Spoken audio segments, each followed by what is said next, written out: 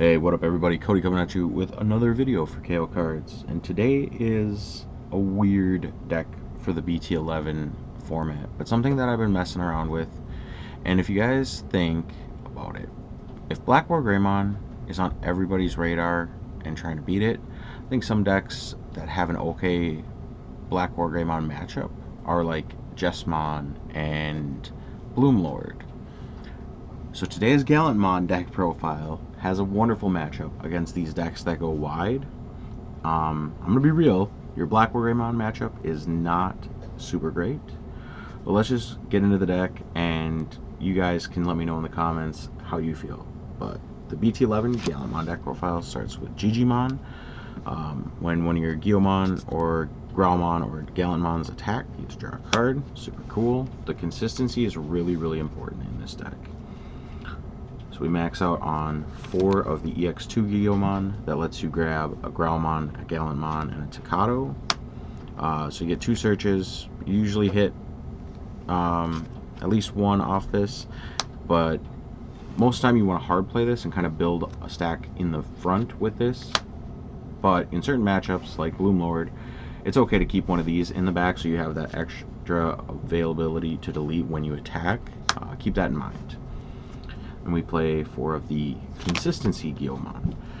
This card is amazing to open. Like if you can open both of these, you go into this into the back, play this, maybe search 2, bring this up, swing, draw 2.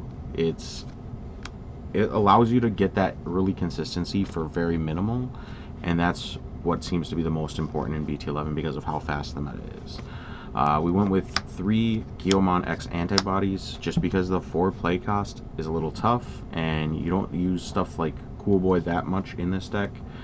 So you get 1 extra cycle, which is good. You can do it in the front or the back. The extra deletion is cute if you hard played one of these Guiomons and you have another stack. You can go into this and get a quick deletion late game. It's pretty alright. And then we played 2 of the starter deck Guiomon. This one lets you warp Digivolve into your level 6 for a cost of 4. So I love going into this in the back and waiting for my opponent to bring up their stack and promote, and then you can come into this, go into a Gallantmon, and just disrupt their day for very little if they're not aware of what this card does or they forget about it. I wouldn't play more than 2 of this. Like, yeah, you get an extra draw for the inheritable skill, and that does come up, but primarily I don't like to see this card early game, so 2 is fine.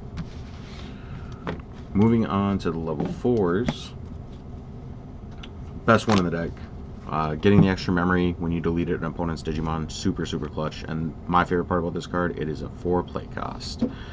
So and then next turn you're almost guaranteed to get the memory back. So it's like you hard play a champion for 3, and it feels great. Going to this in the back is always excellent. We do play 3 Gallantmon X Antibody. Just the ability to bump the deletion threshold is nice. It's not super relevant. The champion line is really weird, and I'm kind of testing still. We're playing 1 EX2 and 1 EX3. This is another when attacking. This when attacking hardly ever comes up, but the inheritable when attacking is nice to get the extra clear. And then this gives you security attack +1, and it also helps in certain matchups where you're trying to mill them out a little bit, or it's just a little bit of extra spot removal. Keep in mind, it is not when it's deleted, it's when digivolving. Thanks, Bandai. Try harder. That's it for the champions. Very thin champion lineup because primarily you want to see rookies and tamers and memory boosts early game. For most of the situation, you don't want to brick on level 4s. This is a tough lineup, but it's for War Gallantmon X Antibody. This card is insane, being able to get you back 2 memory and clear 2 bodies in some situations. Super good. 8,000 is live. I love having all my champions be 8K, and in this format especially. And it can go over War Gallantmon for an extra cycle. You want to see a War Gallantmon all the time, but if you just see this guy, it's okay. If you ever just see a War Gallantmon, it's okay, but it's better when you see this. So then we'll go into 3 War Gallantmon from EX3. Card's nuts, lets you play a Takato or a Guillamon from your hand or trash as long as somebody's got 5 in their trash. Card is good. Card is so good. We got this War Gallantmon as well as one of the when attacking with this does come up sometimes, and the inheritable for the bump of the threshold of DP deletion effects, always clutch. This card though, this card being able to grab a Guillamon and help you search for free, or put the Takato in play and help you get the extra memory every turn, or the blitz that turn, is crazy. It just feels horrible going into this in the back. And then realistically, same with this, but it feels worse wasting this, I think. Maybe I'm wrong. This is probably my favorite card to go into the stack in the back, and then promote and go into this. But it is a staying in the back format. Going into the level 6s real quick, we have 2 of the starter deck 7 Gallantmon and 1 BT2 or special release 1.0 Gallantmon. These cards are at discount for an exact reason. This card's nuts. It has security attack +1, and then you get to delete an opponent's Digimon with like 4,000 or less DP. But then if no Digimon is deleted, this Digimon gains 3,000 DP for the turn. So that means this is 14. And 14 is a very important number this format. And usually you won't delete a Digimon with that effect. So now your Digimon is 14 and can swing, and they have to have a Yuya, and you know what I'm saying, Black War Greymon baby, has to have a Yuya active, or they won't be able to redirect this attack. And then you don't have to worry about dying to anything other than an Omnimon in security, and you might even be able to beat over an Omnimon in security. So that simple DP bump is why this card is the right card, especially for the Black War Greymon matchup. This Gallantmon is amazing against stuff like Mastimon, or things like anything that would play a lot of Tamers or security bombs. So I would not play in Nationals without at least one of this Gallantmon. Finishing off, we play 3 Gallantmon X Antibody. Cards cracked.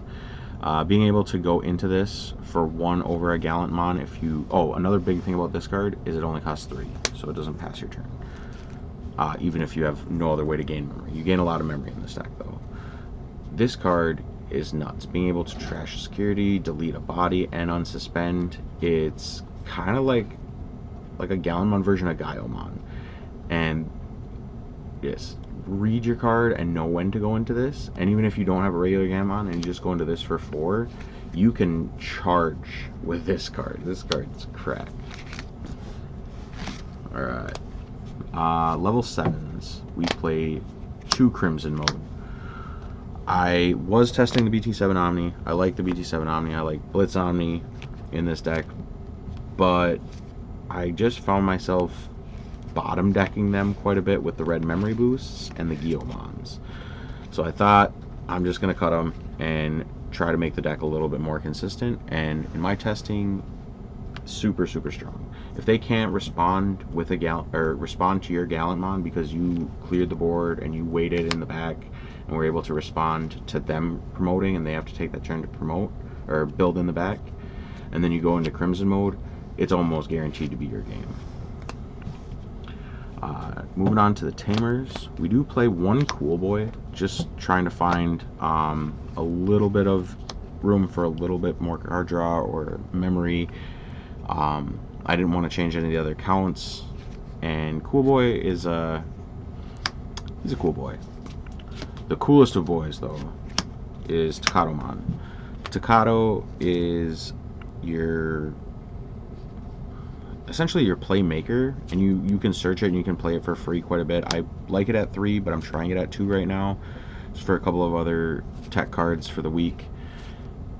This card gives Blitz to anybody in the deck, so that's pretty good, and he gains you a little bit of extra memory during your turn. So we'll play 2 Heroes. Hero gives you that extra 2k DP, and he's your memory setter, so very frequently you're going to need 4 memory to do your play, maybe even 5 depending on if you're coming out as a rookie and you want to warp into a Gallantmon.